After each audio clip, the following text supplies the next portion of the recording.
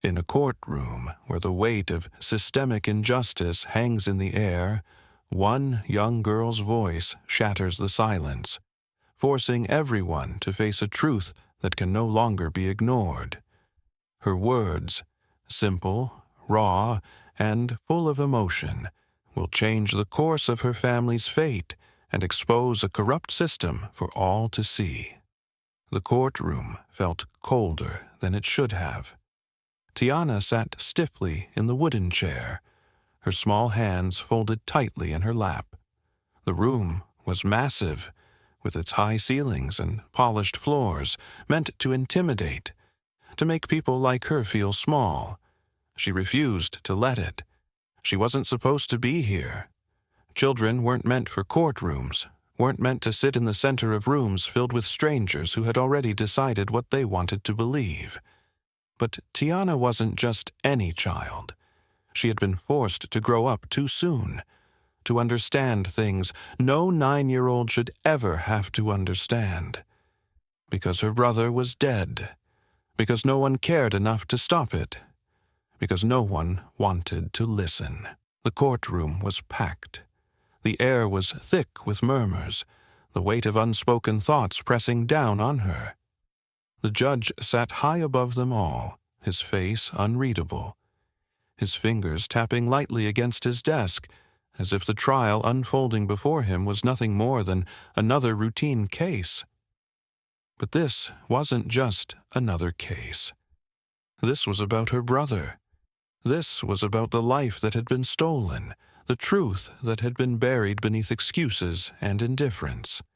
And now she was expected to sit here and watch as they twisted his memory into something unrecognizable, as they made him the villain, as they decided, with their cold words and colder hearts, that his life had never really mattered. The man responsible for her brother's death sat only a few feet away, his suit crisp, his expression calm. He had been given every opportunity to speak, every chance to explain himself, as if there was anything to explain. Tiana clenched her jaw. She knew what the world saw when they looked at her brother. A statistic, a mistake, a boy whose death was inevitable because of where he came from, because of the color of his skin, because people like him weren't meant to grow old. She had heard it all before. But none of them knew him. None of them knew the boy who used to tuck her in at night, who saved half of his lunch just to make sure she had enough to eat. None of them knew how he used to dream out loud, his voice full of things he wanted to do, places he wanted to see, a future he had built so carefully in his mind, only for it to be stolen before it could ever begin. And now they wanted to act like his life had been nothing, like he had been nothing, like he had been nothing, like she hadn't held his hand as it grew cold, like she hadn't screamed his name over and over, hoping, praying that he would wake up, that someone, anyone, would help. But no one had. And now, as she sat in this courtroom, surrounded by people who saw her grief as an inconvenience, she knew the truth. No one ever would. The judge's voice cut through the air. "Miss Tiana," he said, his tone flat, "please step forward." Her heart pounded, but she stood. Slowly, carefully, she walked toward the witness stand, her small frame dwarfed by the towering walls around her. She climbed onto the chair, her feet barely touching the floor. She met the judge's gaze without blinking. He didn't see her. Not really. None of them did. But that didn't matter. She wasn't here to be seen. She was here to be heard. The lawyer approached her, his voice smooth, practiced.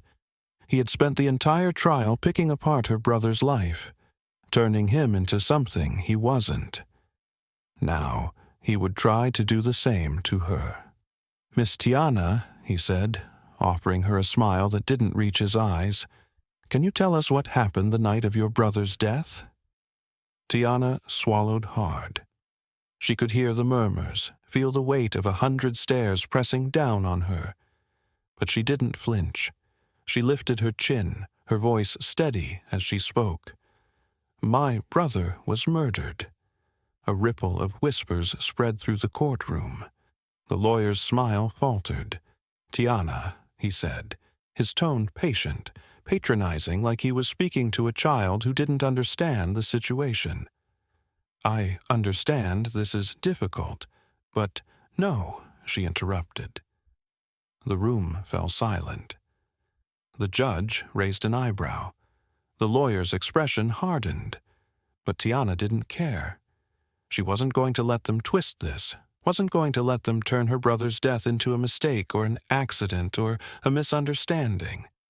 She wasn't going to let them erase him.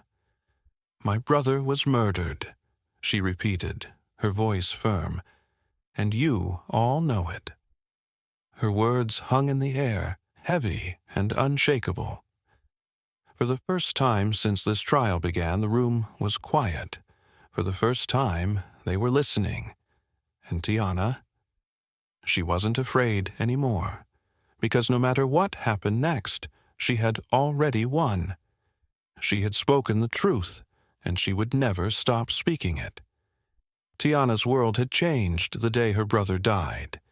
It had shattered into something unrecognizable, something hollow and cruel, a world where laughter had been replaced by grief, where justice was a word people threw around but never truly meant. She had been too young to understand the weight of injustice before, too young to realize that the system wasn't built for people like her family, for boys like her brother. But now she understood. Now, as she sat in the courtroom, her hands clenched into fists beneath the wooden table, she knew that this wasn't just a trial. It was a fight, a battle between truth and the lies that had already begun to twist her brother's memory into something unrecognizable. She wouldn't let them win. She couldn't. Her brother's name was Michael. He had been 20 years old, a student, a son, a brother who used to carry her on his shoulders and promise her that the world wasn't as cruel as it seemed. He had wanted to be a writer, had filled notebooks with stories, had spent hours dreaming of the future, until someone decided he didn't deserve one, until a man with a gun and a badge looked at him and saw only a threat, until a trigger was pulled and the world moved on like nothing had happened. They had called it an accident. They had called it a misunderstanding. But Tiana knew the truth. Michael had been murdered, and now, even in death, they were trying to silence him.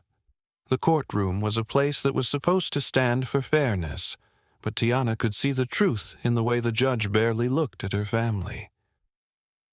He was an older man, the kind who had spent decades sitting in this room, handing down verdicts that had never truly been for people like them.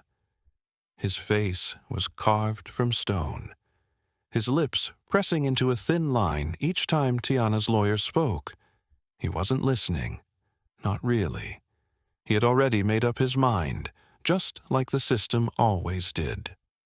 When Michael had been shot, the police had hesitated to even investigate. They had dragged their feet, twisting the facts, rewriting the story to make it seem as though Michael had brought this upon himself. The media had helped, painting him as another troubled black man, as if that alone justified his death. No one had spoken about how he was a top student, how he had never been in trouble with the law, how he had loved books more than anything else. None of that had mattered to them, because to them, his life had never mattered at all. Tiana's mother sat beside her, her hands shaking slightly as she held onto a folded tissue. She had been strong through all of this, refusing to break, refusing to let them see her cry. But Tiana could see the exhaustion in her eyes, the pain that never truly went away. She had lost her son, And now she was being forced to sit in a room full of strangers and listen to them justify why. The community had come too. Rows of people filled the seats behind them, men and women who had known Michael, who had known what kind of person he was. People who had seen their own sons and brothers and fathers taken too soon. They weren't just here for Michael. They were here because they knew that if they didn't fight now, it would happen again. Because it always happened again. The judge cleared his throat. "Let's keep emotions out of this," he said, his voice laced with impatience. Tiana felt something inside her snap. Emotions? How could he sit there and ask them to be calm? How could he pretend that this wasn't personal? Michael wasn't just a name on a piece of paper. He wasn't just another statistic. He was her brother. He had lived. He had laughed. He had dreamed, and now he was gone. Tiana swallowed hard, pushing down the lump in her throat. She wouldn't cry. Not here. Not in front of them. She had to be stronger than that. She had to be stronger for him. The prosecution lawyer was smirking, as if he already knew this case was decided, as if he was just going through the motions. Tiana knew that look. She had seen it on the faces of the reporters who had written about her brother, as if he had deserved what happened to him. She had seen it in the officers who had shown up at her door with empty apologies and hollow eyes. It was the look of people who had already won, but they hadn't won. Not yet. Not as long as she still had a voice. Not as long as she could still fight. The courtroom had been built to intimidate, to make people like her feel small. But Tiana wasn't small. Not anymore. She straightened her spine, took a deep breath, and prepared to tell the truth, no matter who tried to silence her. Because Michael deserved justice, and she would make sure he got it. The courtroom had never felt heavier. Tiana sat frozen, her small hands gripping the edges of her seat, her fingernails pressing into the worn wood beneath her. She had watched the judge dismiss one piece of evidence after another, watched him wave away testimony that could have changed everything. It was as if the truth didn't matter, as if Michael's life had never mattered. She had held it in for as long as she could. She had clenched her fists beneath the table, biting the inside of her cheek, forcing herself to swallow the words that burned in her throat. But then, the judge sighed. A long, exasperated sigh, the kind someone gives when they're bored, when they're done pretending to care. "This is irrelevant," he muttered, pushing aside yet another document, the one that could have proved Michael had done nothing wrong, the one that could have shown the world that he had been killed, not because he was a danger, but because someone had decided he was. That was it. That was the moment the dam inside her broke. Tiana shot to her feet, her chair scraping loudly against the polished floor. Her breath came in ragged gasps, her entire body trembling with a rage too big for her small frame. The tears she had fought so hard to hold back finally spilled over, hot and angry. "He is murdered!" she screamed, her voice piercing through the courtroom like a sudden crack of thunder. The air itself seemed to freeze. A stunned silence fell over the room. For the first time, the judge, everyone, was looking at her. Tiana's chest rose and fell rapidly, her hands balled into fists. The tears streaking her face didn't make her weak. They made her real. For so long, she had sat in this room, listening to people talk about her brother like he was just a name on a piece of paper. Like he wasn't Michael. Like he hadn't laughed so loud that it filled up every corner of their home. Like he hadn't held her hand when she was scared of the dark. Like he hadn't dreamed of things bigger than this town, bigger than this world. They had stripped him down to nothing but a case number, and now they wanted to erase him completely. She wouldn't let them. "He was murdered," she said again, her voice steady, despite the storm raging inside her. She turned, pointing directly at the judge, her finger trembling but firm. "And you know it." The judge's face flushed red. For a moment, he looked utterly speechless. It was the first time in the entire trial that he seemed shaken, as if Tiana's words had reached a place he hadn't prepared for. "This is out of order," he barked, trying to regain control. "Miss Tiana, sit down." But she wouldn't. She couldn't. Because if she sat down, if she let them silence her, then it would be over. Michael would lose all over again. "You've ignored every piece of evidence that proves my brother didn't do anything wrong," she continued, her voice rising. "You've listened to lies and let them erase the truth, because it's easier for you to pretend that what happened to him was fair. But it wasn't." Her words cut through the room like a blade. The prosecution shifted uncomfortably, their faces pale. The jury, once indifferent, now looked unsure. The people in the gallery, who had been quiet for so long, were suddenly leaning forward, eyes locked on her. They were listening. For the first time since this trial had begun, they were actually listening. Tiana wiped at her cheeks with the sleeve of her dress. She had never been afraid to speak, but today she felt the weight of every word. "This isn't just about my brother," she said, her voice softer but no less powerful. "It's about all of us. How many more names will you ignore? How many more families have to sit in this room begging for justice, only for you to decide their pain doesn't matter?" Her mother let out a quiet sob from behind her. The weight of those words sat heavy on the air, pressing against every person in the room. The judge shifted uncomfortably in his seat, his fingers twitching against the desk. His once unwavering authority had cracked, and for the first time it seemed like he felt it, too. The truth was undeniable now, and everyone in that room knew it. The courtroom would never be the same. They would try to pretend, try to move forward as if nothing had changed. But they couldn't erase what had just happened, because a little girl had stood up when no one else would. A little girl had faced a room full of people who wanted to silence her and force them to hear the truth. And the truth was louder than any verdict they could give. The weight of Tiana's words lingered in the air long after she had spoken. For the first time since the trial began, the courtroom felt different.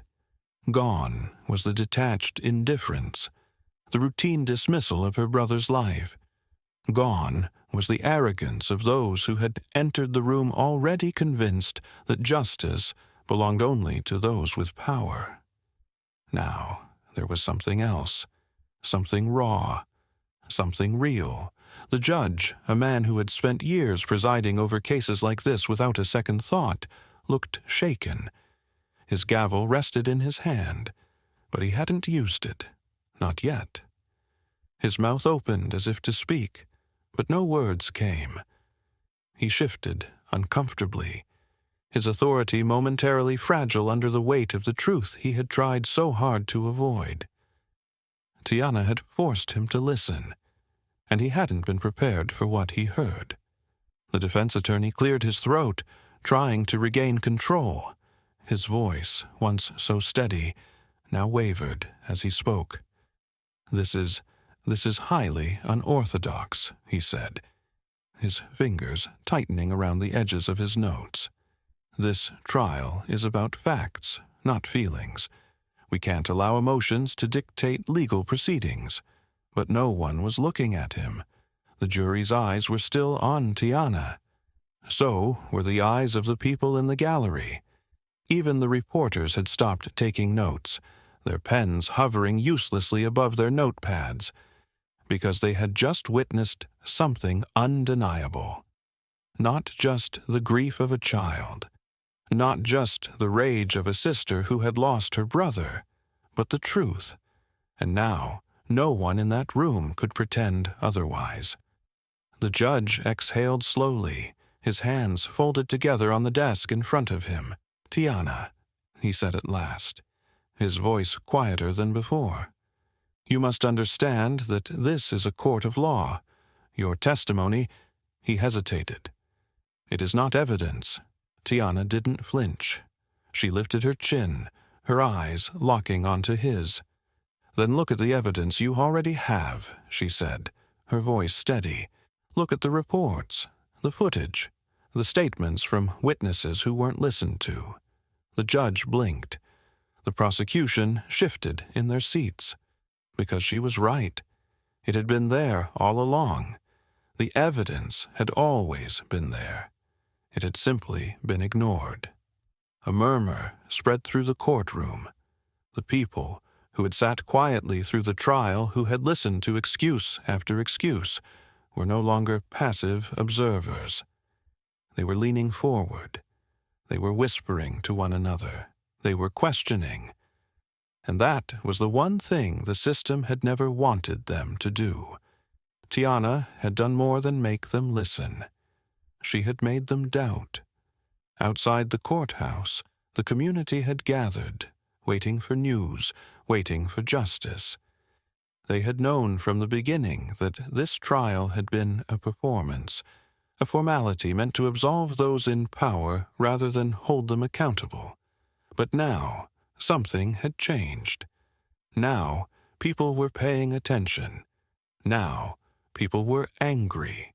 The trial had been a whisper in the background of the town's daily life, something that most had been content to ignore. But Tiana's voice had turned that whisper into a roar, and the town could no longer pretend that it wasn't listening. The judge sat back in his chair, rubbing his temples. For a moment he looked tired.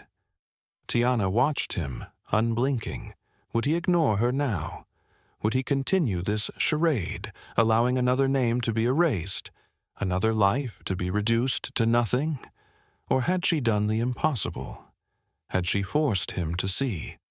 The room was waiting for his answer. And so was history.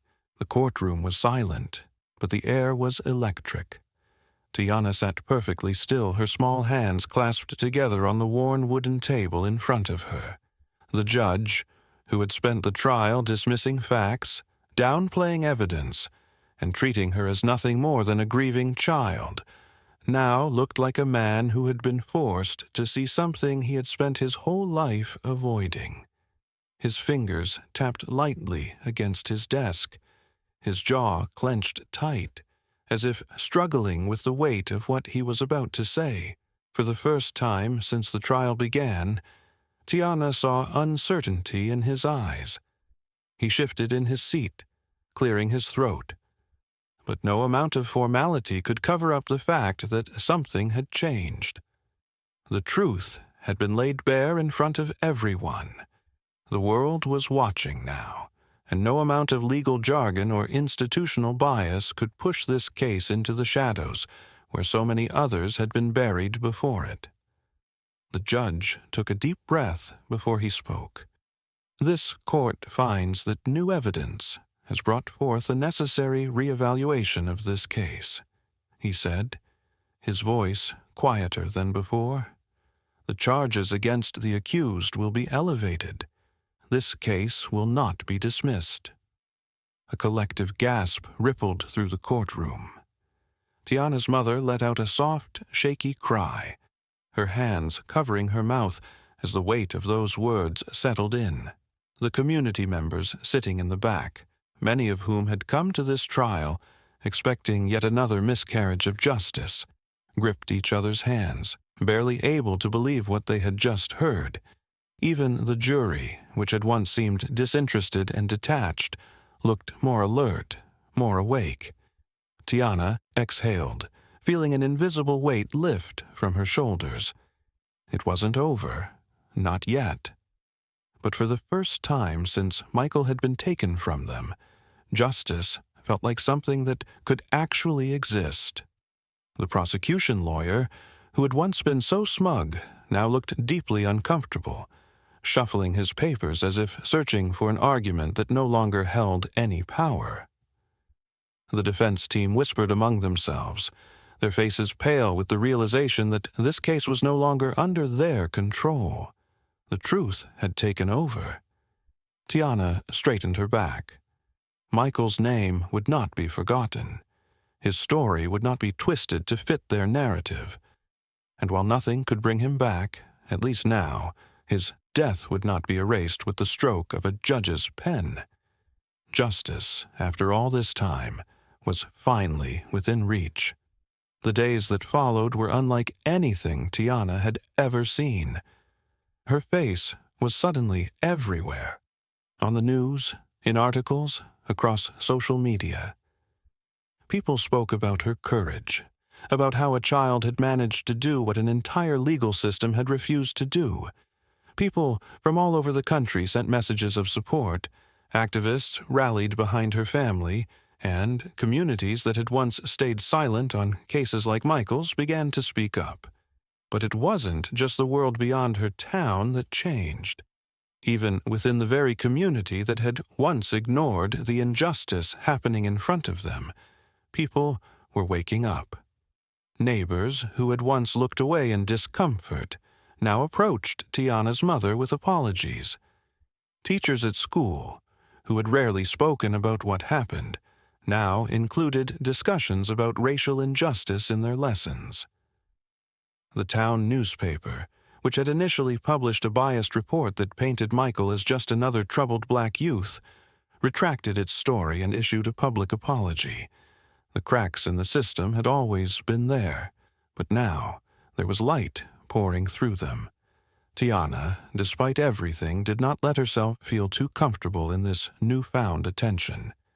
She had learned that the world was quick to praise the courage of people like her, but slow to create real change.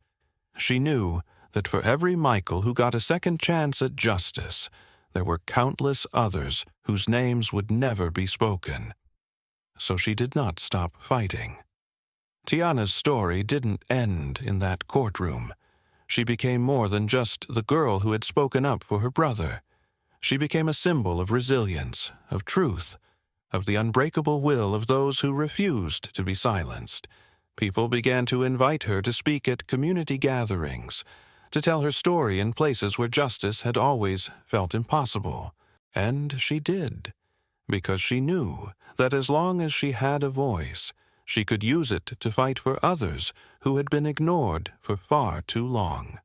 Her family, once shattered by grief, found a new sense of purpose. Her mother, who had once spent sleepless nights weeping in silence, now walked with her head held high. Michael's name was spoken with honor, not in whispers of regret. The judge, who had once been so dismissive, slowly began a journey of his own reckoning. Though he never publicly admitted his faults, those close to him noticed a shift. How he approached future cases with more scrutiny, how he asked more questions, how he stopped rushing through trials where the victims looked like Michael. And while Tiana did not forgive him, she knew that forcing even one man to change his thinking meant that something was working. The world was still unfair. Racism and injustice still existed. But so did people like Tiana.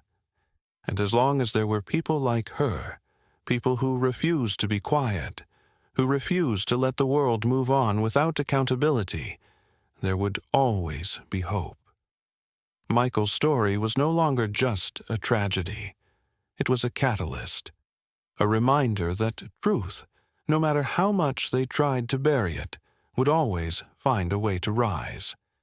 The weight of Tiana's words had not faded, even after the trial had ended. Her voice, small yet unshakable, had carved through the walls of a system built to silence people like her.